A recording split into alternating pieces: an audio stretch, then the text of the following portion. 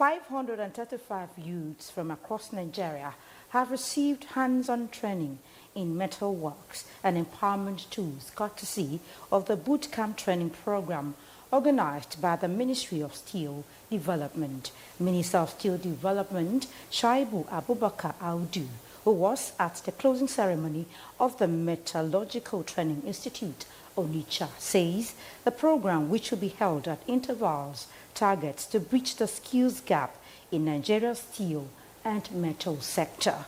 Ekene Ndulue reports. Esemude Omoroye is among the 535 youths that made it to the bootcamp training program in Onitsha. It has been his long-time desire to acquire a vocational skill, and thanks to the Ministry of Steel Development, that desire has become a reality. I've been able to utilize it to the fullest, and I'm ready to go out there to replicate such skills and also train people who are interested in this field. The youths have been trained in 3 core disciplines of welding and fabrication, industrial foundry and metallurgy, as well as instrumentation, control and mechanical maintenance. For the Minister of Steel Development, the program is a deliberate effort by the President Tinubu administration to build the skill set required to revamp Nigeria's steel sector. The President, under his renewed hope agenda, President Bola Ahmed Tinubu, one of his cardinal objectives is to create employment opportunities for millions of Nigerians, and this is one of the ways to create those employment opportunities. You train them with the required skill set because there's hundreds of thousands of demands for these types of training. More than just skills, they have received mentorship, business development training, and exposure to industry simulations. These trainees are also going home with starter kits designed to enable immediate self-employment. From Onitsha, Ekene Ndulue, NTA News. Nigerian Society Investigation Bureau, NSIB, has commenced an investigation into the crash landing of a diamond training aircraft operated by the Aviation Training School in Ilorin.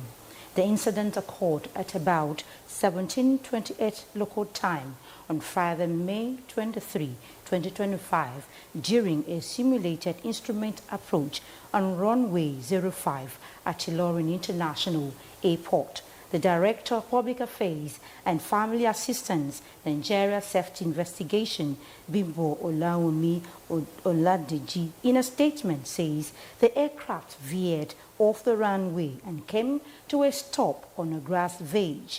2 occupants were on board.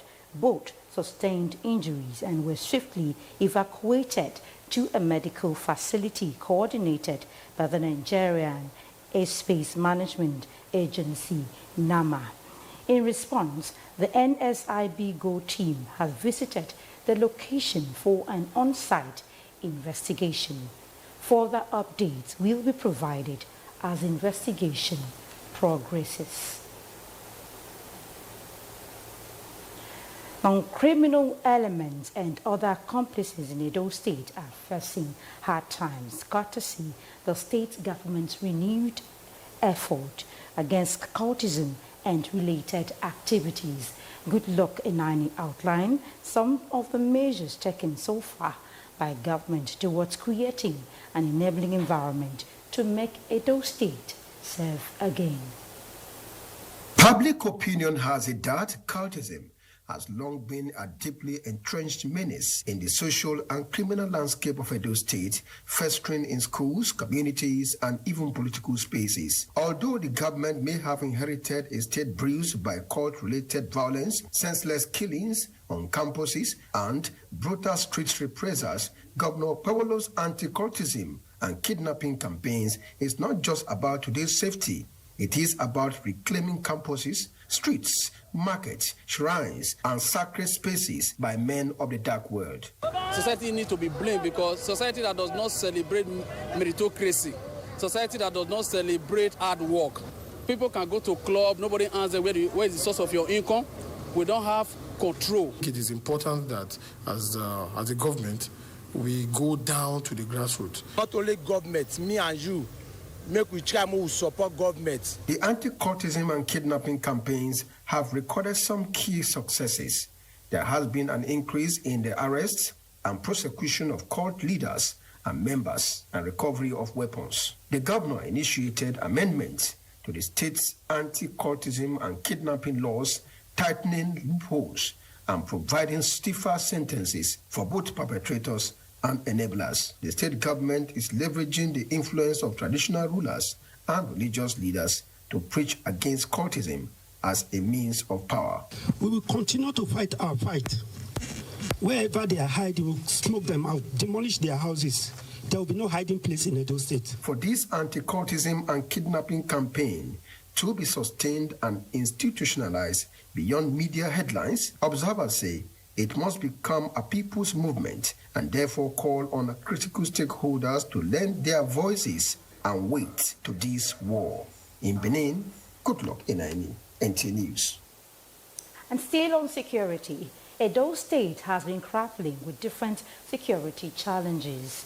They range from conflict between herders and local farming communities, kidnapping, cultism, as well as proliferation of firearms. Although the state government and security agencies are making effort to curb the menace, the question that must now be addressed is whether it is yielding any positive outcome, and what are other measures that should be acquired to adopt in order to make the state safe for our residents. Gebelo Sagia tells us more. Embedded in the recent security upsurge in the states is the wave of violence linked to cultism in different parts of the states. This was resulted in death of innocent citizens and cult members. A physiotherapist from the University of Benin Teaching Hospital, Dr. Alex Ogunbiyi, was gunned down owing to cult-related issues. Consequently, 95 suspected cult members have been arrested in raids by the security forces. Several other incidents were also recorded. A victim was robbed of his motorcycle by two alleged armed men dressed in vigilante uniform, and another also arrested bearing illicit arms. In a bid to redress these challenges, the Commissioner of Police, CP, Monday Agbonika, mobilized other security agencies and commenced bush combing operations at the so-called Evil Forest along the Benin-Lagos road. This has produced useful consequences, including an arrest and the recovery of arms. However, residents say more effort is still needed to make the state safe for all. The time when they go, they come, my brother, I not be like this. But as they come, they go, the thing they worse. So I see they beg individual, not only government, me and you, make we try more support government. And this is our new commissioner will come, so. There is nothing to keep these youths busy. I'm talking about development, jobs, creating a conducive environment for our youths to grow on their own. Let the correction start from us. Let the changes start from me. So if me as a parent, first of all, I should be able to raise my children, teach them what? Morals. Yeah, the new commissioner of police, is coming as reduce the crime in the states. Security, they say, is important for the growth of any society. All hands must therefore be on deck if we must elevate safety standards. In Benin, Gabriel Osage, NTA News. And that report launches us into our discussion segment on Panorama, and I have here in the studio the State Commissioner of Police, CP Monday Agbonika. So you're welcome to the studio. Thank you for having me. Thank you for coming. Yes, Commissioner, sir, you are in the state at the time that we are having resurgence of kidnapping and other related crimes. And then what's in your mind? What do you have in your mind? How do you want to go about tackling the situation we have in the state? Thank you very much for this question. Well, I got into the state precisely on the 8th of April this year, 2025, and it was not long before I got to know about the concerns of the citizens of the state. First, I met the governor, the executive governor of the state, Senator Monday Okpebolo, who made it very clear that he wanted the state to be cleared of all these kinds of crimes, kidnapping, cultism and other related offenses. And so I set to work immediately with my management team. And so I was enabled to visit all the various senatorial districts of the states. I went to Edo North, Edo Central, and of course Edo South, Benin City here especially, and got in touch with various stakeholders, critical stakeholders that were identified. And it was very clear after all my scanning of stakeholders and concerns that the major problems, if I were to prioritize, would be kidnapping and cultism. So I set to work. In Benin City here, you will notice that we started with one tool that we call neighborhood policing. And the neighborhood policing system entailed that we deploy all our personnel on the road, so we have increased police visibility. That I expected would check the proliferation of arms in the states and also the frequency with which cultists were killing and attacking innocent citizens. But this did not abate the situation much. So we upgraded to stop and search, and even then we still had our challenges. So I eventually deployed in Benin City, that is, the zero tolerance policing, because we couldn't stay by and continue to record cases of killing by cultists. We started checking all vehicles and trunks and subjected motorists to strict checks. I visited the universities where I met with the vice chancellors of the universities and implored on them to pay more attention to the character aspects of their mandates rather than just the learning aspects. I also had the opportunity to engage the student populations who were, I think, when we talk about cultism, especially in the Benin City, were coupled. So with that, and also going out to the interior aspects, the north and south, I was able to deploy a strategy that I think is working. But with the support of His Excellency, the Executive Governor of the state, I'm sure that we are going to record more success. Yes, you've talked about moving from one point to the other, trying to get support, and then I'll ask you, what level of support are you getting from the state government and even other security agencies here in the state? Well, at a point, when you look at the Edo North and Edo Central, one of the major challenges we have there is the bushes, the forest.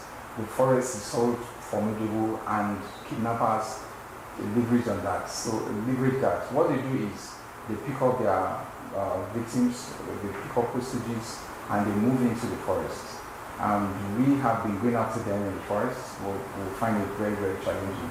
One, the terrain of the forest is very difficult, and of course we move in there with the hunters and vigilante who are more familiar with the forest.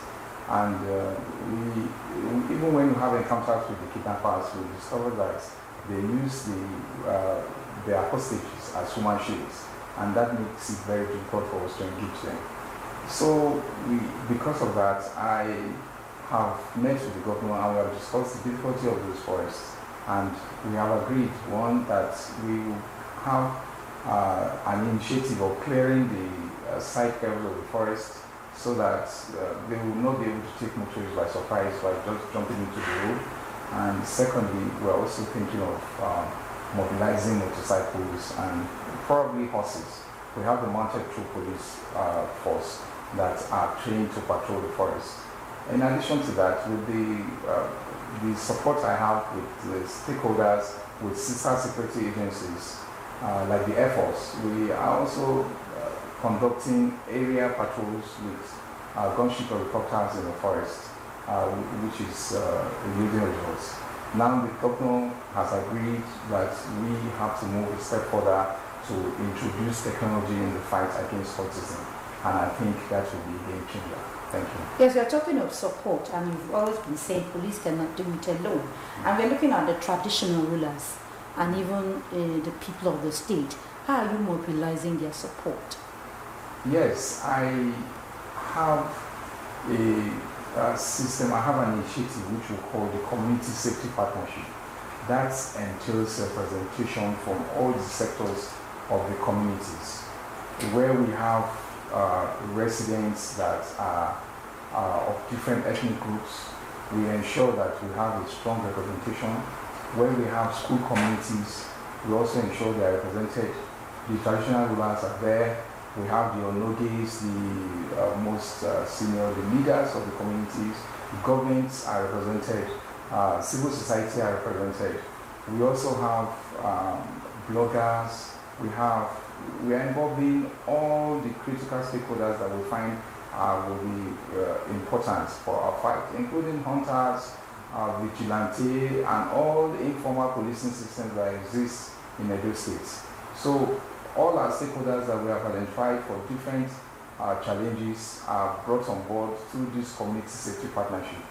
And together we are vowed to face the problem of courtesan and kidnapping, which we have prioritized without any neglect. Then as we wrap up the discussion, what message would you leave for the people of the state? Well, I want to appeal to the people of the state to continue to support the law enforcement agencies. I find that when we employ the zero tolerance policing in the metropolis, there was a likelihood that members of these communities, citizens will be disturbed a little bit because, of course, when you subject citizens to very close scrutiny, you are likely to have a reaction. So I want them to understand that when we have to do this, it is all in the interest of security and safety in the states. Thank you so much, Commissioner of Police Edo State, CP Monday and Monica. Thank you for coming to the studio to share your thought on the renewed effort of Edo State Police Command in curbing crime in the state. Thank you so much. And we now take a break. Panorama continues shortly.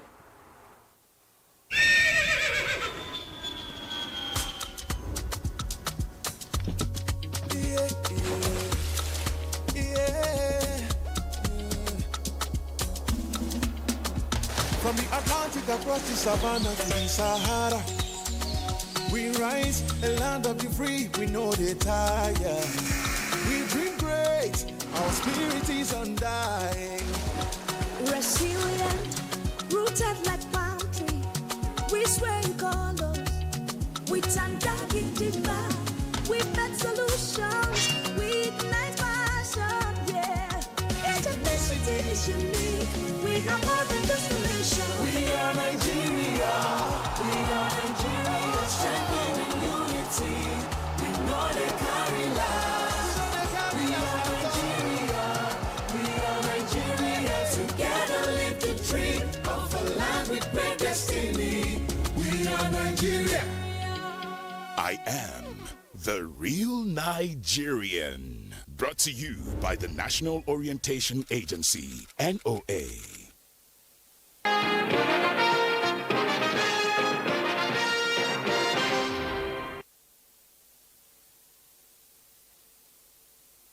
Staying tuned. The Department of State Services, DSS, and the Nigerian Police Force have arrested at least 20 individuals suspected of hacking the 2025 Unified Tertiary Matriculation Examination UTME result conducted by the Joint Admissions and Matriculation Board, JAM. The suspects are believed to be part of a larger syndicate of over 100 members who specialize in infiltrating the computer servers of major examination bodies, including JAM and the National Examinations Council, NECO. According to security sources, the suspects apprehended in Lagos, Edo, Anambra, Kano, Delta, and other states confessed to sabotaging the computer-based test CBT system. Their aim, investigators say, was to undermine JAM's credibility and discourage the continued use of CBT for WAEC and NECO examinations. The syndicate is reported to have exploited loopholes in the system to alter results and gain undue advantage. Preliminary findings further revealed that some private proprietors were involved helping to manipulate scores for special candidates who paid between 700,000 naira and 2 million naira. Despite the breach, authorities confirmed that no evidence of complicity has been established against the 7 JAMB officials who supervised the affected CBT centers. Now, in a poignant event that underscores the enduring commitment to the welfare of fallen heroes and their families, the Nigerian police force has honored the memories of its departed officers, a solemn testament to service, integrity, and sacrifice. This came through the presentation of checks by the Inspector General of Police, Kayode Egbetokun. Francis Fong reports. The ceremony witnessed the presentation of checks and documents under the Group Life Assurance and the IGP Family Welfare Scheme to 1,235 next of kin and beneficiaries, a move that reflects the force's promise to support those left behind by the brave men and women who paid the ultimate price in service to the nation. We're here today not only to remember them, but to reaffirm our pledge to stand by the families and the loved ones they left behind. We are working towards a future where no next of kin will be left in uncertainty. The disbursement marks the third phase in a series of payments aimed at clearing long-standing death benefit arrears. Approximately 2 billion naira was paid out to beneficiaries covering insurance policies from 2018 to 2024 insurance. Since the inception of the Tinubu administration, over 23 billion naira has been disbursed to 8,311 families of deceased officers, a clear demonstration of the government's commitment to prioritizing police welfare. For the Nigeria Police Force, honoring its heroes is more than a duty. It is a promise kept. Francis from NTA News. Stories trending in the sporting world. Let's join Peter Oyibo on Sports Update.